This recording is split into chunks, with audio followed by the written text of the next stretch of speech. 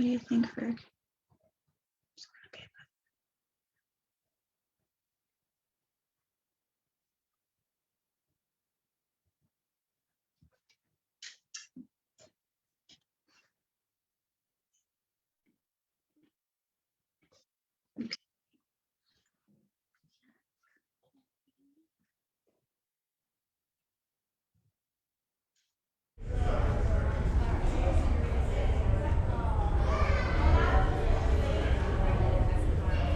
Okay, we're going to get started with our next speaker.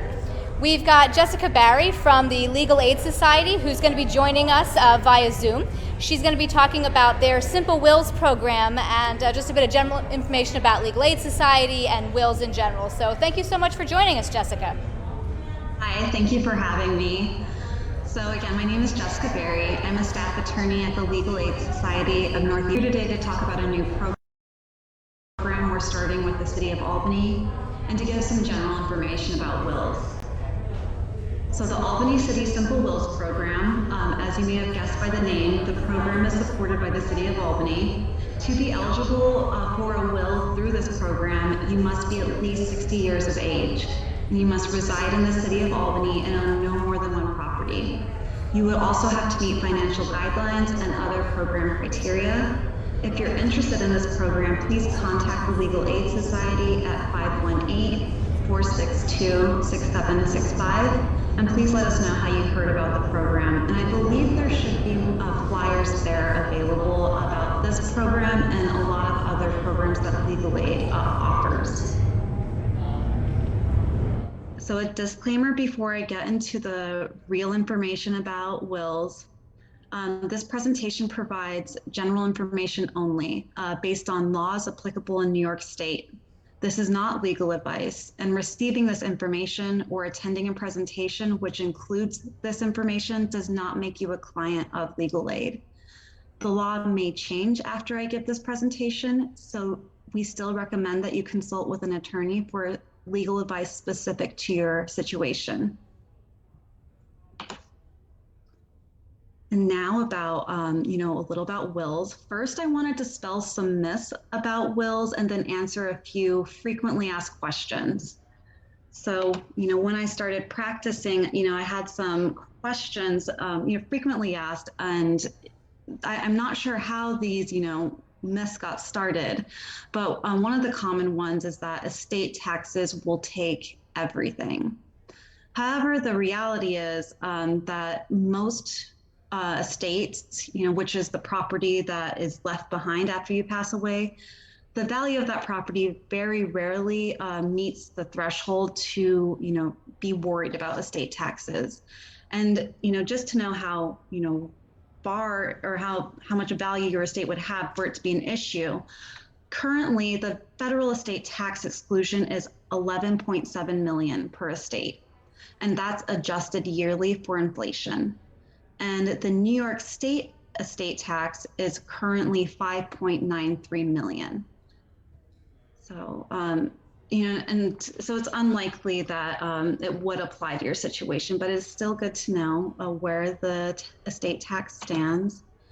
The second myth that I've heard a lot is that without a will, the state will take all of your property. However, the reality is that is not true unless you have no close relatives. So there are, I refer to them as the default laws about what will happen to your property after you pass away. If you do not have a will, they're called the laws of intestate succession. So they will look at whether you have a spouse, children, parents, grandchildren. You would really, it's possible, but the law does go as far as like cousins and first cousins before the state would even have a claim to your estate. The third myth I've heard is that I don't have a lot of property, so I don't need a will. And that's not necessarily true. Whether you need a will depends on if the laws of intestate succession, reflect your wishes. So if you want something different than the default, then you really should consider having a will. So even if you don't have a lot of property, if you want it to go to specific people, or if you want to name a specific person as an executor to, handle your estate, which, the executor would be responsible for filing paperwork with the surrogate's court, finding your will, paying all the estate debts. They're going to have to deal with a lot of paperwork in order to transfer ownership from your estate to whoever you want to gift that property to. So, so it is helpful to have a will. And even if you don't have a lot of property, the surrogate's court has a simplified estate proceeding called small estate. And I believe it's a $1 filing fee. So it can be helpful to have a will. And then the surrogate's court has a process to make small estates easier to handle. The fourth myth is that you have to give $1 to somebody in order for them not to contest your will. So for example, if there is somebody in your family that you don't want to receive any part of your estate, some people have told me they think that they should give them $1 so they get something, and they can't then bring a proceeding to say the will wasn't done properly because I didn't get my fair share. So the reality is that you can disinherit your children without issue, and the spouse is a little bit trickier, but the dollar bequest will not make a difference. In order to have an effective will, you need to show that you are aware of the persons that are near and dear to you. We call them the natural objects of your bounty. And so you'll want to, name those people that you're not including to get gifts in your estate, just to show that you are aware of who your family is, but you're not required to give them anything, not even $1. And another myth, that you have to leave your will with an attorney or a bank. And I think specifically, with the bank, it's the security deposit box. And we highly advise against storing your will in the security deposit box, although it is, very secure in there.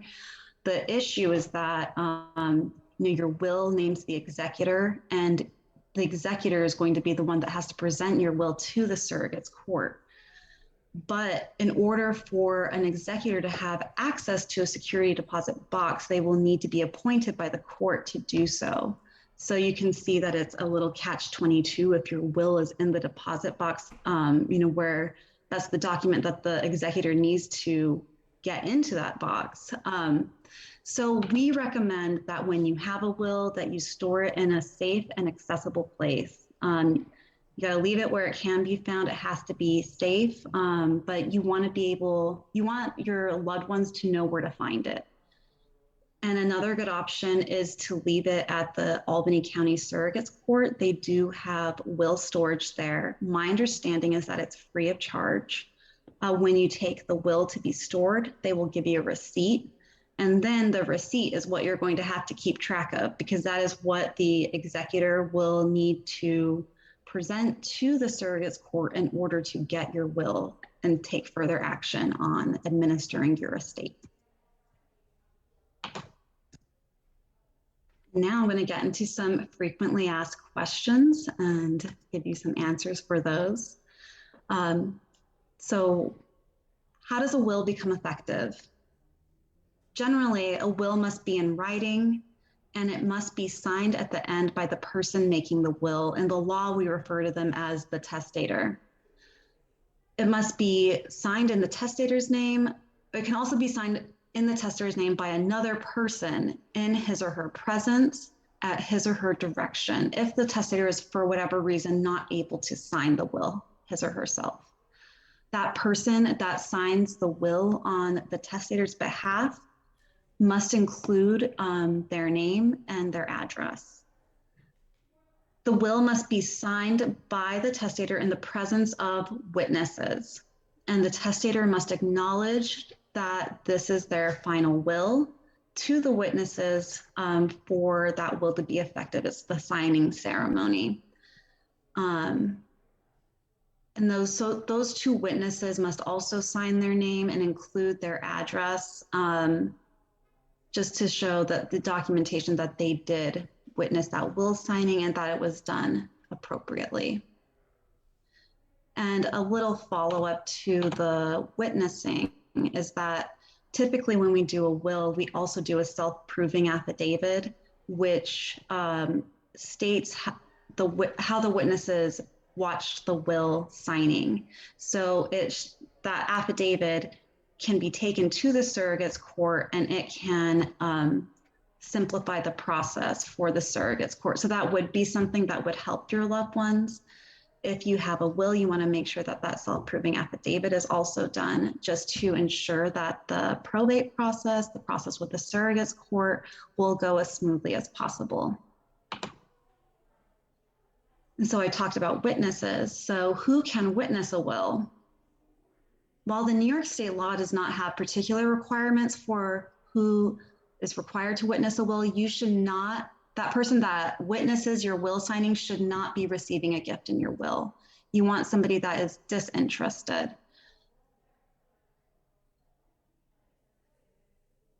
And there are I'm not sure if anybody's heard of a codicil. That is it's similar to a will, but it's not. The will would still be effective if you have a codicil. The codicil is a document which adds to, takes from, or alters a will. It does not totally revoke the will, though. In my general practice, I have not done one. Just something to be aware of if there's only a small change and you don't want to totally revoke your will. Another question is, can I write my will myself? And you can. If you can consult with an attorney, that's certainly advisable. But if you want to write your will yourself, you can. If you do so in the above manner, or and of course, there's other exceptions too. If you're a member of the armed forces or a mariner at sea. But of course, and I have bias. I am an attorney, but we do highly suggest that you have an attorney assist you to make sure that the language used in your will provides for your property to be distributed in the way in which you intend, and ensures that all issues are addressed in your will. Another question, what if my spouse left me out of his or her will? So as I previously mentioned, that can be a sticky situation here. And in New York State, a spouse may be entitled to choose to take a share of his or her deceased spouse's estate. This is called the right of election. So if you try to disinherit your spouse can then assert this right of election during the probate proceeding. The elective share, the amount that the spouse would get depends, of course, according to the estate size.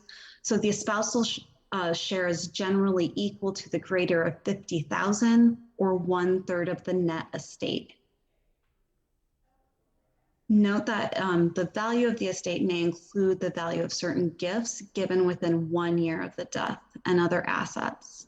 And this right of election of the surviving spouse must be asserted. You have to bring that claim in a timely manner. So if another reason for me to bring up, please consult with an attorney if you think that might apply to you. The next question is, my spouse passed away. Do I need to make a new will? And for an answer to that question, you would need to look at the document itself.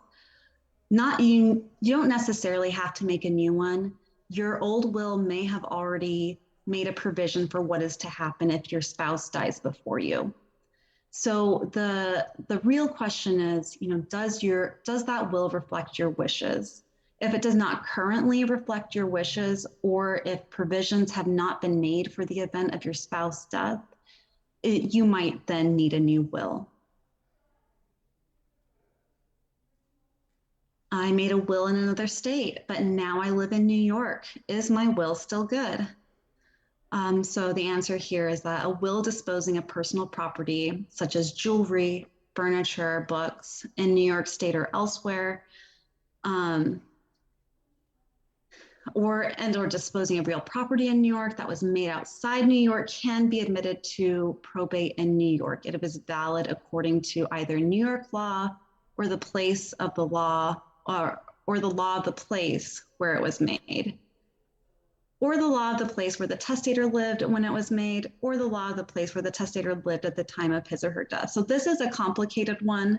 So it looks like there's many ways that it could be effective still, but like I keep saying, definitely consult with an attorney. What if I change my mind? Can my will be altered or revoked? That's the next question. A will or part of a will can be revoked or altered by making another will or a written document, which clearly indicates an intention to revoke or alter the prior will. That new document must be signed and witnessed in the same way as a will, with the two witnesses, with the declaring that this is your last will, and of course with the recommended self-proving affidavit. A will can also be revoked if the testator, which again is the person that drafted and signed the will, so the will can be revoked if that person burns, tears, cuts, cancels, obliterates, mutilates, or otherwise destroys the will, or directs another person to do so in his or her presence, with at least 2 additional people as witnesses. If I made a will, does that take care of my estate planning needs? Not necessarily. As discussed above, you may need additional planning to deal with estate tax issues or to plan for disabled members of your family.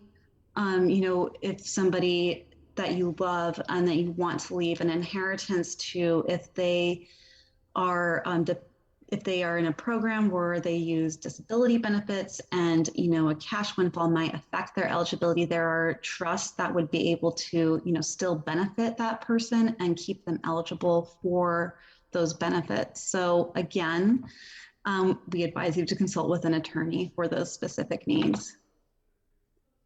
And so that is all of the information that I prepared for today. And are there any questions?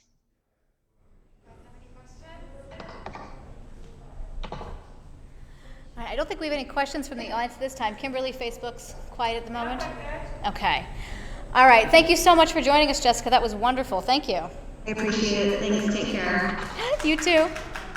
All right. So we're just going to switch the camera around real quick, and then we're going to get started. We're going to have Dennis Gaffney talk about some of the programs that Albany Community Development Agency has.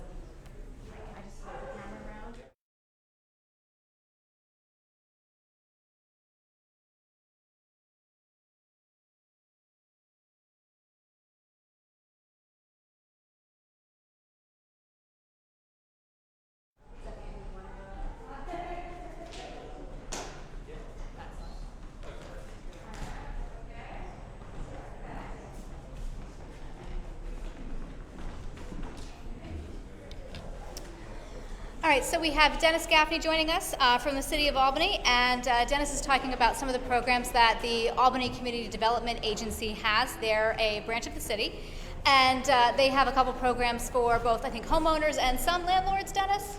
Yep. Excellent, okay, so I'll let you talk about that. Oh, and if, so our folks here can see some of the slides and information that our speakers are talking about. All this information can be found on our website, which is historic-albany.org/Faire with an E. And so you can get all of our presentation slides, everything there that people can see here. So with that, thank you, Dennis. Thank you, Kathy. Hello. My name, again, is Dennis Gaffney. I work with the Albany Community Development Agency, which is also known as the Department of Housing and Community Development. The first thing I was going to do is just to give you some basic information about how to contact our agency. The phone number is 518-434-5265. I'll repeat that, 518-434-5265.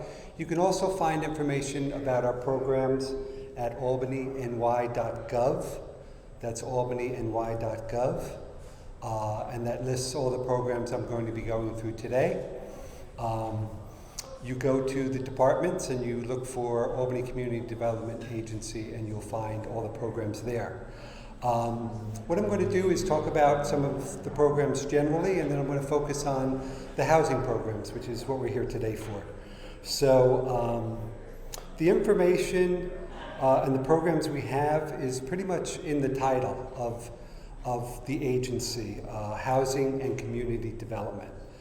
Most of the funding we get is federal. It comes through the Department of Housing and Urban Development, HUD. And the mission of the department is to revitalize Albany neighborhoods. We are specifically in Albany, the city of Albany, and to help people live in quality homes and apartments. So we do this, and I'll go through it briefly and then I'll go into it in more detail, but we do this by helping out with home ownership. We have programs for that. We pay for rehabs of homes for people. Some of it's emergency, some of it's not emergency repairs to get properties up to code. We also make homes lead safe. We have a good amount of money for that. We just received a $3.5 million grant to make properties lead safe for people who have children in their homes. We also fund employment programs.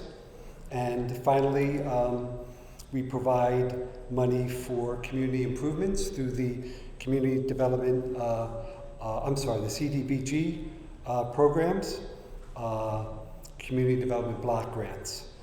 Before I go on into the various programs, I wanted to mention through the CARES Act, the money that has been given by the federal government to help in the response to COVID-19. We have money for nonprofits to respond to that. There are community development block grants that fund, quote, to prevent, prepare for, and respond to COVID-19. That's what the money is for. And the round of money is requests for proposals are being taken through June 30th, and or until the funds are expended. So that's for nonprofits out there. So some of the community development block grants that we have, they go to various groups, and I'll just give a little flavor of some of the things that we do. We are funding the Albany Community Action Partnership. They do job training and job placement for underemployed and unemployed women and young adults and more. At the Radix Center in the South End, there's a program for high school students where we give, where they are working to provide urban forests, trees, planting trees in the neighborhood. We also have funding that we've given to Albany Fund for Education, the Feed and Read program that provides backpacks for food each weekend to 590 low-income students. The Baby Institute has a youth-driven anti-violence program. We also have a teen program at the Boys and Girls Club, and also PAL has camp programs at Ezra Prentice that we're funding as well. Community Builders, we've also given funding to rehab affordable housing on Grand Street. And there's also housing for homeless that we give as well. But I wanted to focus on our housing programs. We have two kinds. One of them is helps with home ownership. So the program that is most used is called the Home Acquisition Program, Hacc. And that pays for down payments and also provides money for closing costs on homes purchased in the city of Albany. It pays for up to 10% of the purchase price or up to $14,900. And there are income restrictions on that. That's one of That's the most popular program we have for home ownership. We also have another program that does not have any income restrictions. There's less money for that, but that is another program that pays up to $8,500 for closing costs and a down payment. A big part of what we do is rehabs. We fund rehabs for various homes and apartments. One of the programs I mentioned before is the lead-based paint hazard control program. And that's basically a program to make your property lead safe, indoors or outdoors. They do lead testing of the property, 1 to 4 units. They go into properties where there are pregnant women or there are children who are under 6 years of age, who live there or visit. So it can be somebody who's doing some babysitting or a relative or someone like that. And they provide for the lead-based program up to $20,000 for each available unit. So there's significant funding for that. I mentioned before, $3.5 million for a 3-year program that we have, and that's going to make a difference in a lot of homes in the city, make them safe for children. We also have the Homeowner Assistance Program, also known as HOAP. It provides assistance for the rehab of owner-occupied homes, again with 1 to 4 units, for income-qualified homeowners. And the main purpose of that is to make sure properties are code compliant. So we do all kinds of things for that. We might make a porch safer, or it could be windows, or it could be a roof that's leaking. There's anything to deal with code compliance, we can help rehab the property. There's also a Rehab Assistance program, which is emergency funding for emergency problems that you may have. If there's an immediate problem, again, a roof is leaking, the heat is off, we can come in and we can provide up to $5,000 grants to make your home safe and hazard-free. There's also a senior rehab program, which is also for emergency repairs. That's up to $5,000 for assistance to seniors who are 62 or older, again, for critical emergency repairs. Another program that we have, fairly new, is called the Albany Access Program.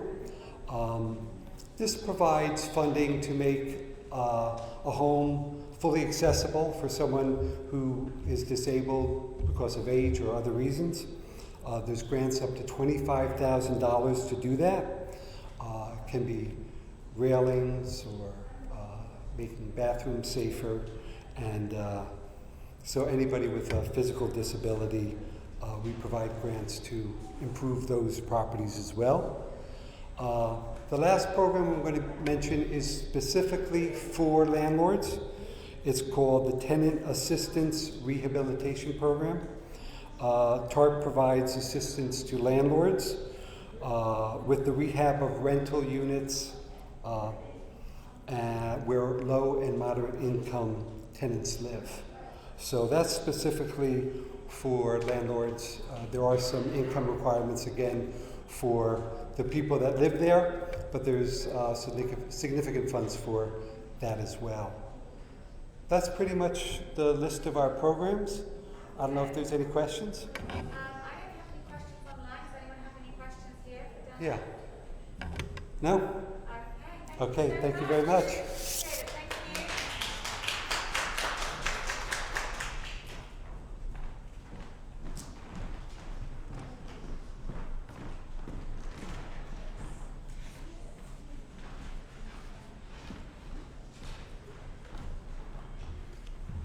All right. Thank you so much, Dennis. All right, so next we're going to be hearing from Adrian Charles Hill at United Tenant. Adrian's going to talk about some of the eviction prevention services that United Tenant provides. and they offer help for both tenants and landlords. So Adrian, please come up.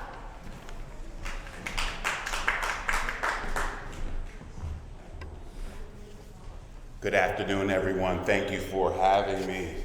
I'm going to start with the questions that were sent to us ahead of this. What is United Tenants? United Tenants of Albany is a not-for-profit organization established in 1973 by Maria and Roger Markovich. Our mission is to protect tenants' rights for safe, decent, and affordable housing, with special emphasis on those who have the greatest need or who experience the most severe problems, and to promote the development and preservation of more affordable housing. What services do we offer tenants? We offer financial assistance in the form of monetary payments to landlords when folks are in arrears. We offer help with utility assistance. We have an agent at the utility company that works directly with us.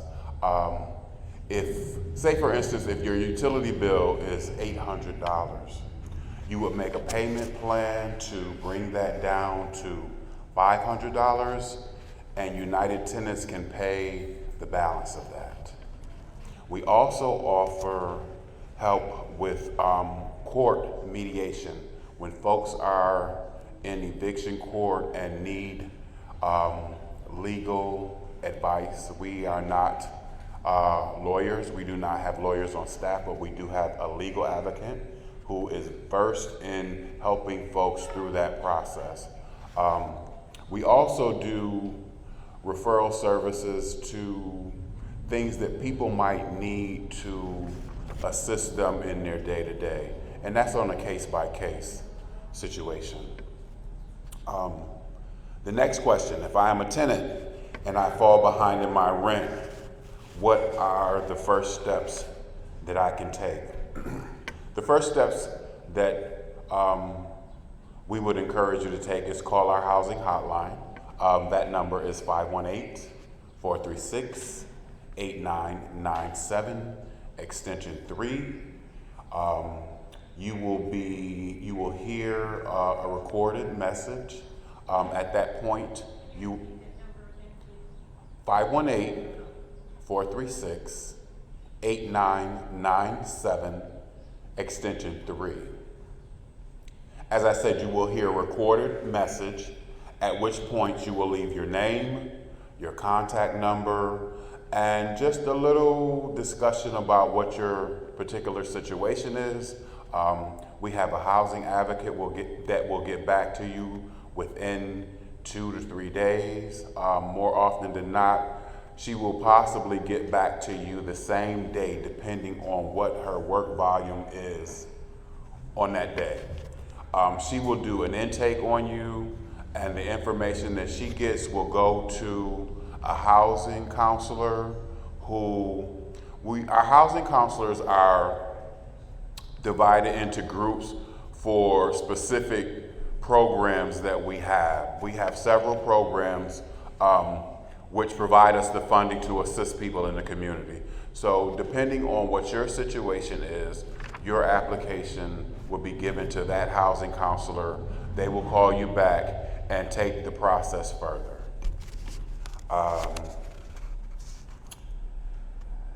In reference to the present eviction moratorium, if tenants are being told that they are going to be evicted, if they are having disputes with landlords right now in reference to owing rent, the first step in that process is to file a hardship declaration. The hardship declaration is, it came out of the legislation that actually gave us the moratorium. The hardship declaration, when sent into the court, will stop eviction proceedings until the end of August. That form can be obtained on our Facebook page. We do have a Facebook page. It is United Tenants of Albany.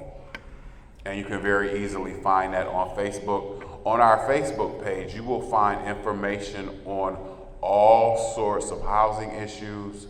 You will find information on resources. There is space for you to leave questions. And that question and answer piece on our Facebook page is answered daily. Somebody looks at those questions daily and responds to them. So we're very, very proactive in getting back to folks when they inquire. So back to the hardship declaration. You would fill out the hardship declaration and send it to Albany City Court, and that will stop your eviction until the end of August. Now, there is a program that is currently being, and I'm going to say developed through Albany County, called the Emergency Rental Assistance Program. This program, Albany County applied and was issued funding from the U.S. Treasury for an emergency rental assistance program that will help families and individuals who are impacted economically by COVID-19 and have been unable to pay their rent and or utilities.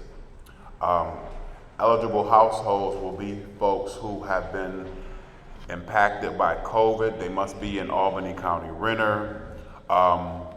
They must have qualified for unemployment benefits, experienced a reduction in household income, or incurred significant costs or other COVID-related financial hardships. So people are going to be able to apply for those monies and be deemed eligible under a number of different circumstances.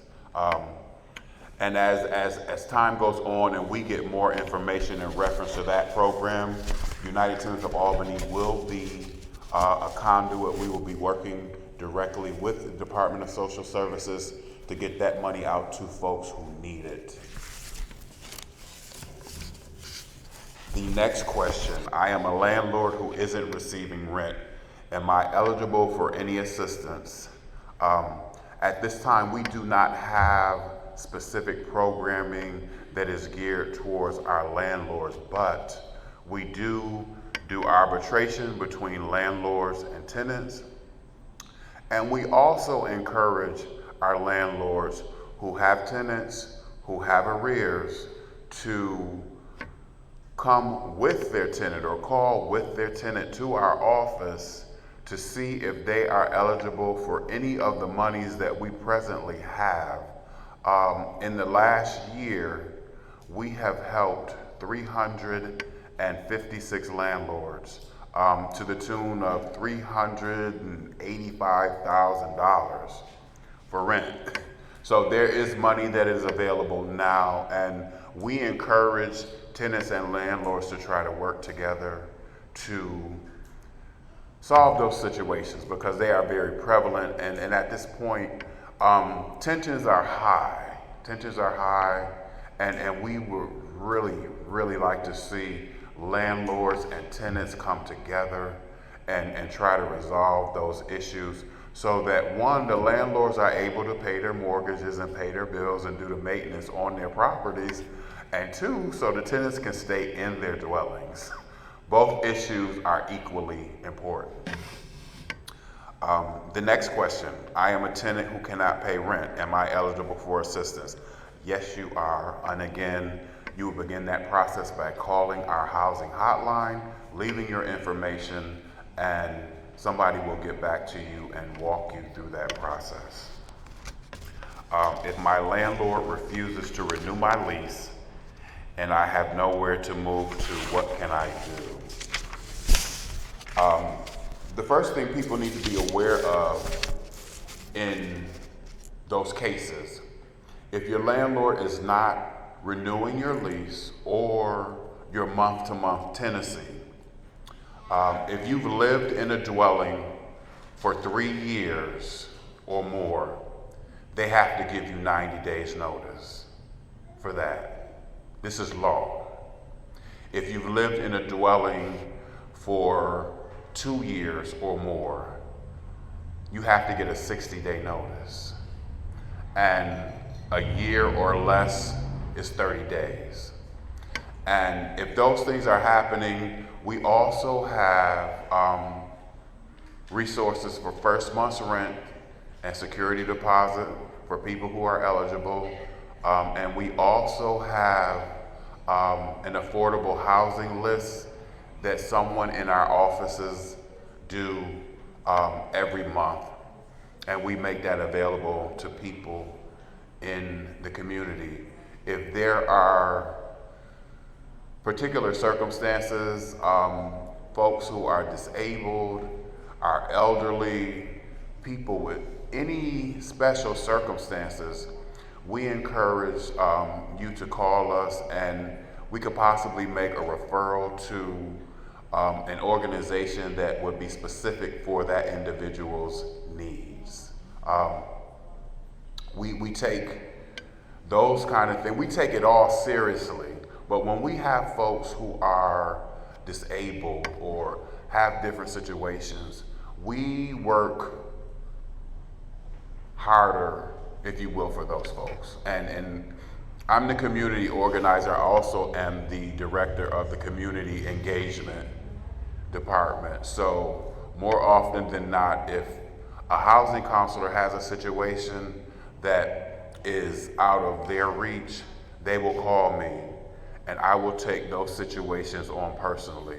I have a 25-year background in human service. I have worked at several agencies as a case manager, program director, so I know a lot about the different resources and the different programming that is available here in the city of Albany. And we do our due diligence to make sure that we come alongside people and help them. And if it means being with them step to step, we do that, and we do it wholeheartedly because we believe in our community.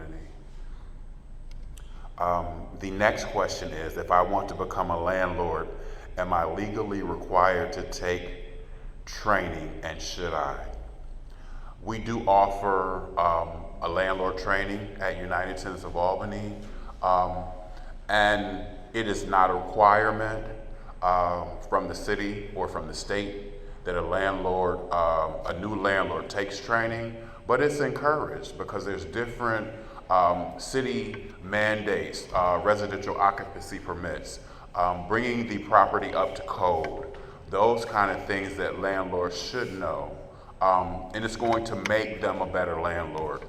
Being involved with different community groups, with landlord-tenant relations is also a good thing for new landlords to be a part of, because a lot of times landlords get into the business for just that business because they want to make money, which is all well and good, but at the same time, when somebody is renting from you, it's their home. And there's a different definition and a different meaning to people when it's their home versus when it's a business situation for an individual. So we do encourage prospective landlords and new landlords to take advantage of the resources that are available within our community, and there are a number of them. The last question is, what are the most common questions / problems your organization deals with? Financial assistance would be the biggest one. Our primary goal is to help people who are behind in their rent stay in their dwellings. Again, we will do arbitration between landlords and tenants. We will pay back rent. We will do what we can to help individuals stay in their dwellings and not be displaced. The second one would be the help that we provide when folks are in eviction court. We have a wonderful legal advocate who not only talks to you about your case, she will talk to you about the possibility of you not being able to stay in your dwelling, and then offer suggestions, and then tie the rest of the staff into helping with resolution for your situation. The third one would be folks who are in need of utility assistance. Again, we help with those things as well. Most of our assistance is very tangible resources to help people pay, again, arrears and utility assistance. Are there any questions? Yes. You do people from Troy or Rensselaer as well? I am so sorry. We are confined to the city of Albany. That's one of our greatest desires.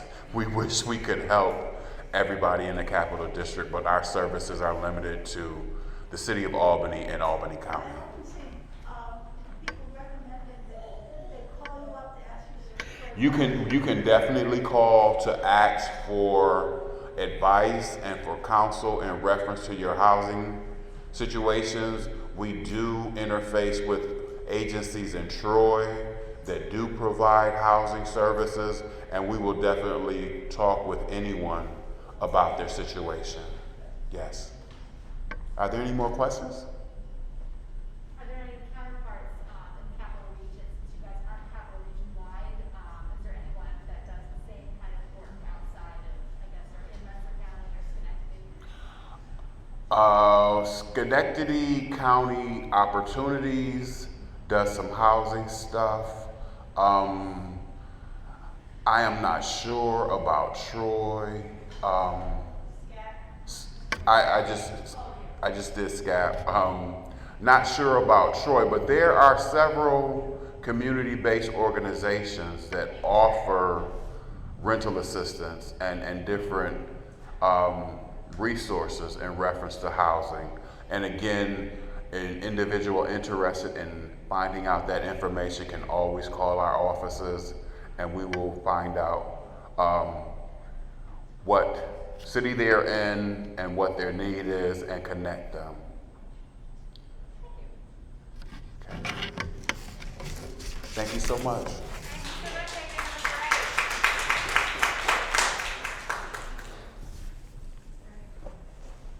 Thank you so much.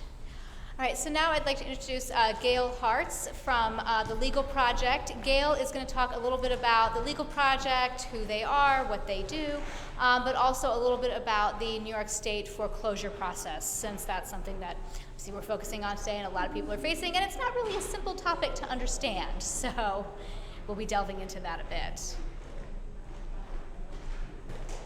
All right, thank you.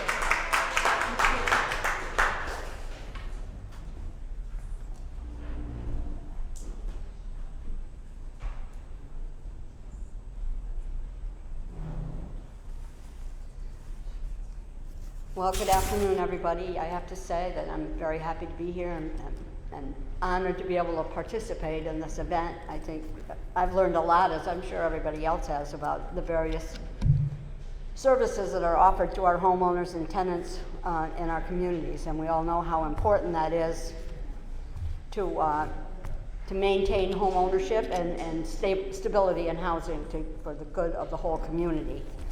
A little bit about my agency. I work for the Legal Project, and we're a not-for-profit corporation, and we provide several different programs that we offer, again, legal services at no cost to those who are eligible for our services. So we have, I have brochures with me, and I believe they're going to put one on the site that just gives a general summary of the services we do offer. And we represent people in several counties, from Hudson and Columbia in the south to Washington and Warren in the north to Montgomery and Fulton in the west, including Rensselaer, of course, Albany and Schenectady. Our services are provided at no cost because we're funded, or we have been funded through the past. We're part of the coalition that Ms. Peterson is with. We do receive funding through, initially through the Attorney General's office, and now through the state of New York. So that's how we can provide these services to homeowners throughout the area. We also provide or sponsor several clinics that we run 2 or 3 every month, I believe, and for people who want to have a free consultation with an attorney in any area of the law. If you're looking to buy a home, you might want to speak with a real estate attorney. If you're looking for a will, an attorney who does that type of work, bankruptcy, and so forth. But I, in my agency, we're a small agency. We have about 10 attorneys who provide services in all these areas. I do foreclosure prevention work with one other attorney in our office. And that's what we're here about today, just to talk about the basics of the foreclosure process in New York State. It differs from state to state. So our state is a judicial state, and there are many laws, both federal and state laws, to protect the consumers and the homeowners with the goal of helping people who want to stay in their homes be able to stay in their homes. Again, it stabilizes communities. It's to everybody's benefit. So we'll talk a little bit about the process. I do have a flow chart that I have, will be up on the website, and I have some with me if anybody's interested. It is prepared by the courts, the U.S. court, the New York State courts, I'm sorry. And it just shows the whole process that you go through if you get entangled in a foreclosure action in New York State. But I'd like to mention, again, before that foreclosure action starts,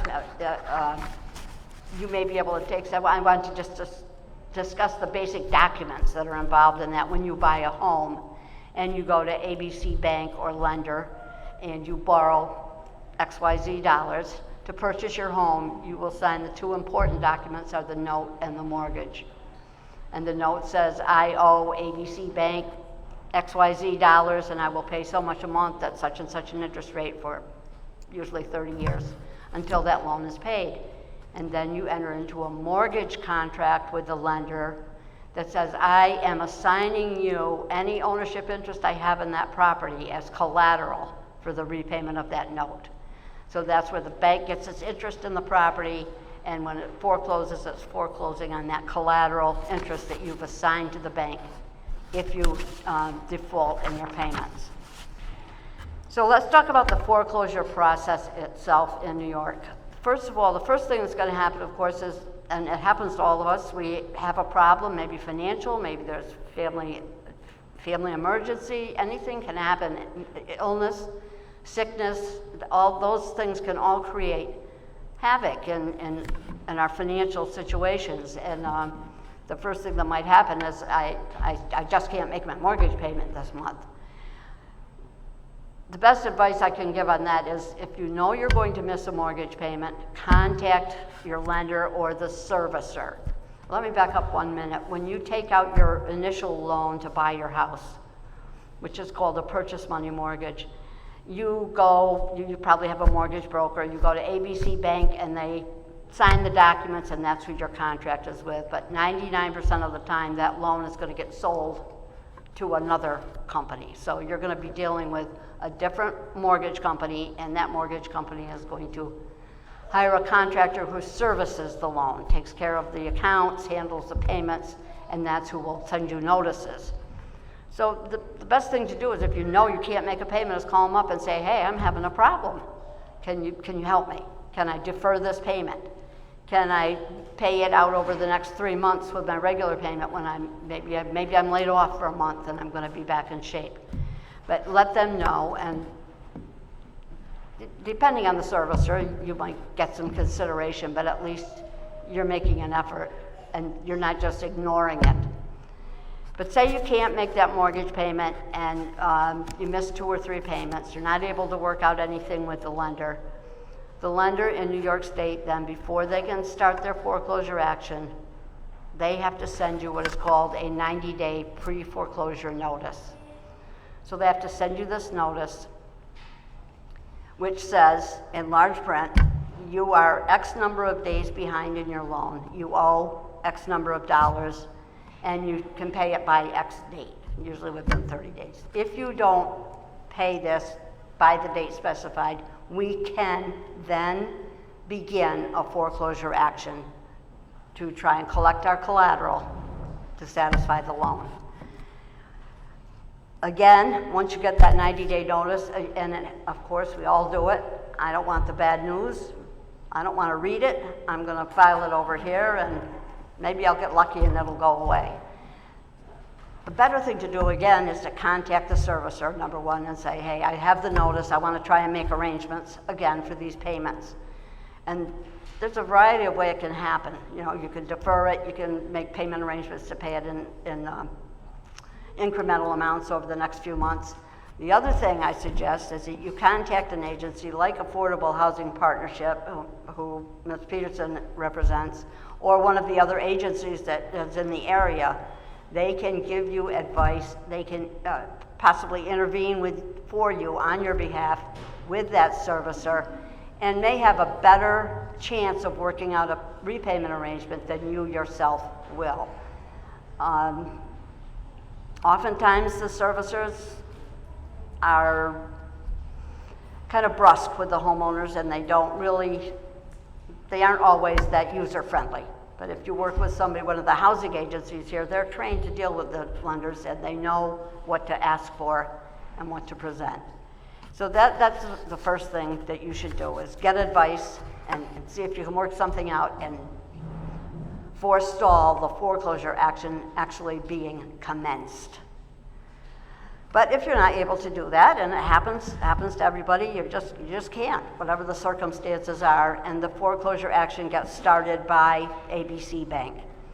They start that action by preparing a summons and complaint and filing it with the local county clerk's office, whichever county the real property is located in, and they have to serve that summons and complaint on the homeowner. I'm going to back up again for a minute. The 90-day pre-foreclosure notice that I mentioned is a requirement that the banks provide. If they don't give you that notice, give the homeowner that notice, and if they don't send it to the homeowner in the proper manner, which is by certified mail and by regular mail, they are not legally able to start a foreclosure action. That doesn't mean they don't sometimes do it. But that's a legal requirement. So when they serve that summons and complaint, again, if you haven't talked to anybody, contact one of the housing agencies to get assistance with, again, trying to work out an option, one of the options to save your home if that's what you want. And as Ms. Peterson mentioned, there's retention options, there's a forbearance option right now, modification, deferral of some of the principal balance to the back end of the loan. Most often what we see are the modifications where some term of the mortgage loan is modified. As was explained earlier, the terms extended, the interest rates reduced, or a portion of the principal is deferred to the end of the loan. And that way you get to keep that's if you want to keep your home. Now there are people who get into foreclosure circumstances for other reasons, and they decide they don't want to keep the home. They can't afford it. Maybe they're relocating, maybe they can't, they just want to let it go. And again, contact the housing agency for advice that doesn't cost you a penny, and they can save you a world of aggravation. But when you get the summons and complaint, in addition to the housing counselor, please contact one of the legal services agencies. Either our agency, the Legal Project, or the Legal Aid Society of Northeastern New York in this area.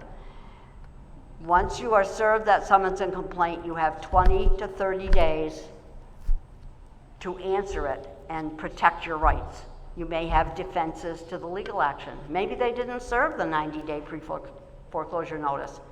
You may not be aware of some of the defenses. That's why you need to contact somebody in legal services to review that document and review the circumstances with you to see if you do have legal defenses, or maybe even counterclaims against the bank. Maybe they didn't apply your payments correctly. They didn't give you notices. Maybe they sold your loan to somebody and didn't tell you about it. So this is where the legal services come in and the housing services come in. Housing services can deal directly with the lender or the lender servicer. Legal services deal with the attorneys for the lender.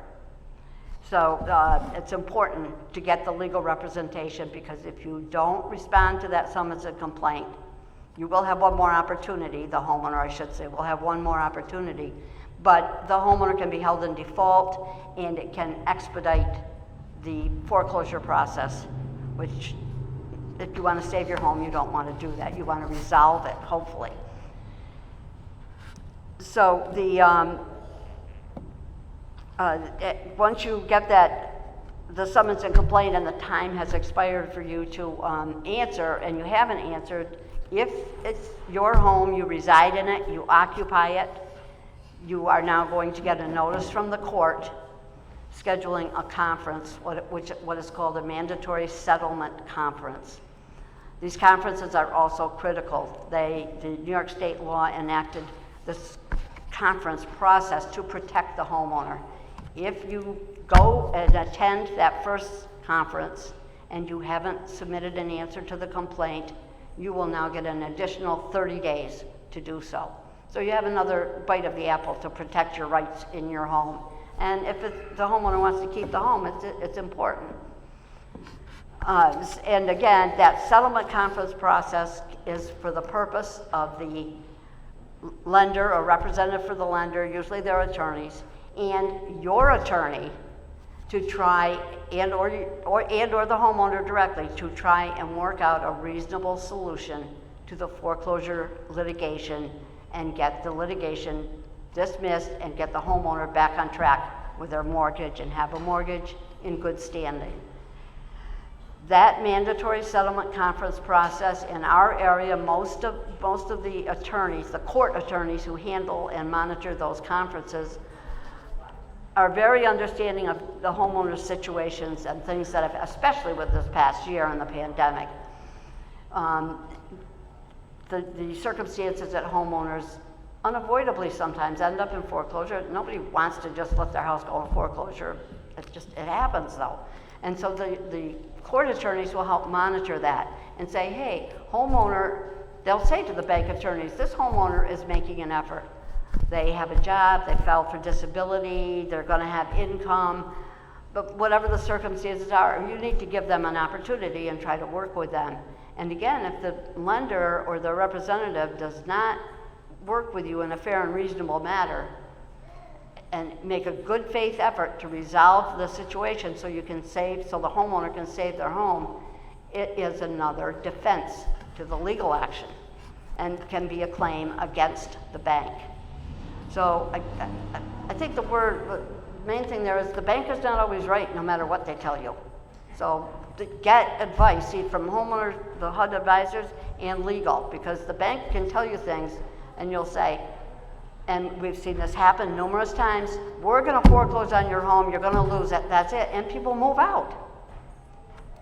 Absolutely no need to. Remember, the homeowner owns that home until that foreclosure auction takes place, and in New York State, it's up to a 3-year process. So when the lender or their servicer says, you need to move because we're taking your house, that is not usually the case. We've had to tell clients, you can move back into the house, you own it.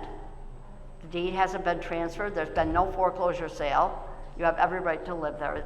The property belongs to the homeowner who is on the deed. I really was not going to go beyond the mandatory settlement conference process because that's where you're going to do make most of your effort to resolve the action. But you can resolve the foreclosure action right up until the day they have that foreclosure sale.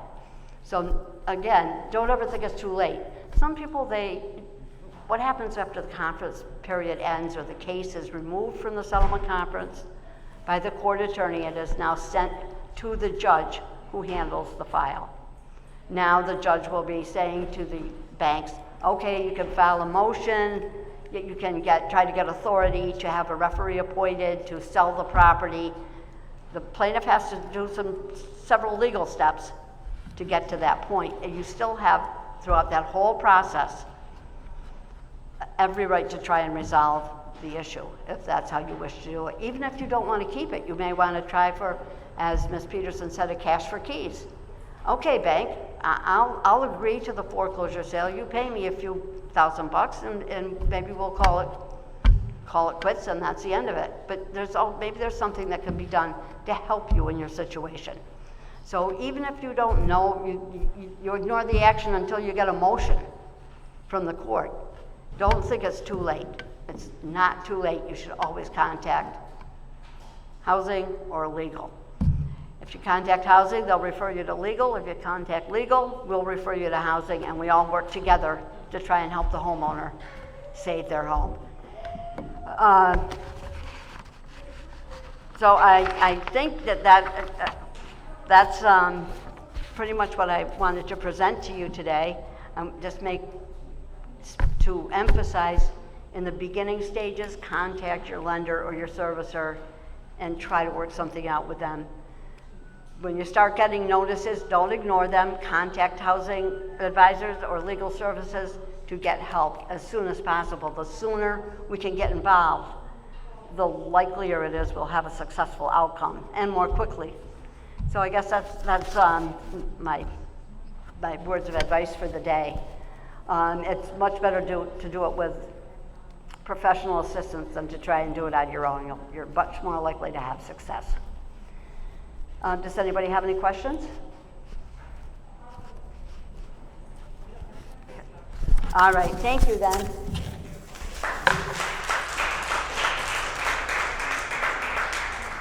Thank you so much, Gail. I'm just going to have Laura from South End Improvement just kind of hop up real quick. She's going to be our special guest this afternoon, just to talk really briefly about what South End Improvement is for a moment, and any services they offer. So come on up. Hi, I'm Laura. I don't have a presentation, but I just wanted to let you know about my organization, the South End Improvement Corporation. We're down on Catherine Street in the South End. We traditionally offer grants to help with restoration and rehab. Right now, we have a small grant that we coordinate with the City of Albany for tiny projects that are $1,000 or less, and we're accepting applications for those. Our next round of funding for larger grants, that we tend to have at least one that has higher income eligibility than the city's Hope and Hacc grants, should be opening up around September. But the South End Improvement Corporation is starting a new initiative. We've traditionally just done housing rehab, and we're really trying to look at improving the South End in a more holistic approach. And so we're trying to coordinate with an sort of economic and community development. Right now we're in conversation with the Port of Albany with a new initiative to get jobs from people who live and work in the South End, getting them jobs at the Port's new wind project. So that's what we do. Feel free to stop in. We do serve neighboring neighborhoods, Delaware Ave and such, and this is my son who's touching the camera. Any questions? You only do South End? Nope, we do the neighboring, and I'm sorry if they're recording this or something. We do all the City of Albany. We concentrate advocacy in the South End, but the South End's health also relies on the neighboring neighborhoods being healthy as well. You have a phone number? I do. I don't know it off the top of my head, but I can get it back at my table. Any other questions? Now, do y'all provide grants not only for homeowners, but people in the community who want to be involved? Typically, our grants, you can have a rental unit, but you have to live in the building. I'm going to just stand in front so that he doesn't.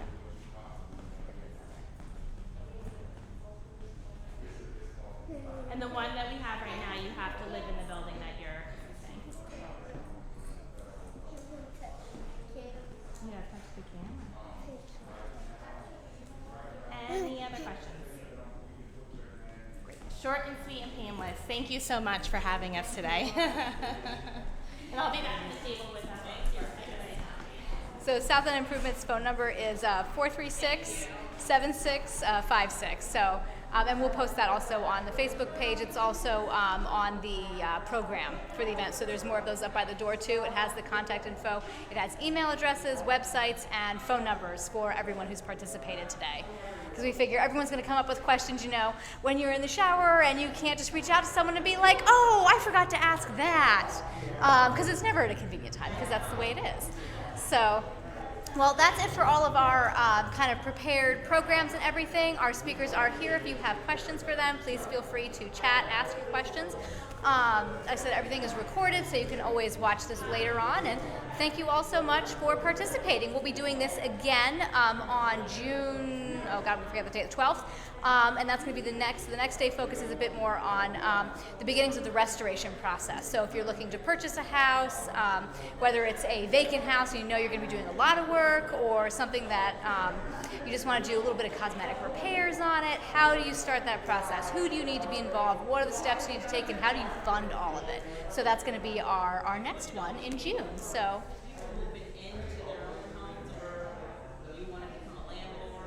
Questions about becoming a landlord, moving into your home. Yes, there is going to be a bit about first-time home buyers. We're also inviting other people back to talk about landlord training programs. So if you're looking to do like an income property, things like that. We're also going to be talking about the tax credit. There was just a great increase to the New York State income producing tax credit. It went from 20 to 30%.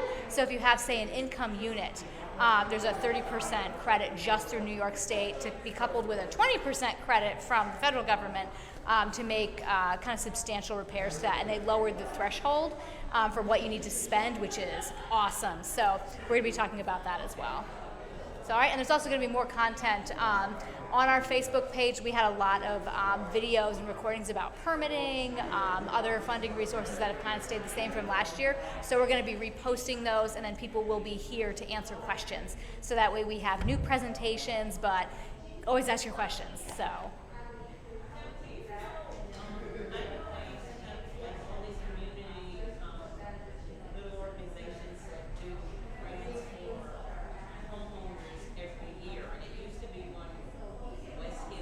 Yes, that was West Hill Development. There are a couple, so South End Improvement is still around, and then Arbor Hill Development is still around, and they kind of incorporated West Hill. So Arbor Hill Development has West Hill, so I would reach out to them. Arlene Way can definitely help. Yes. Yeah, they don't do as many grants, but they do other kind of like first-time home buyer assistance. So we're hoping to have them with us. So absolutely. Any other questions? Excellent. Well, thank you so much for participating. We greatly appreciate all of you. Take care and have a wonderful weekend. Thank you. We try, so thank you. Good. Have a good one.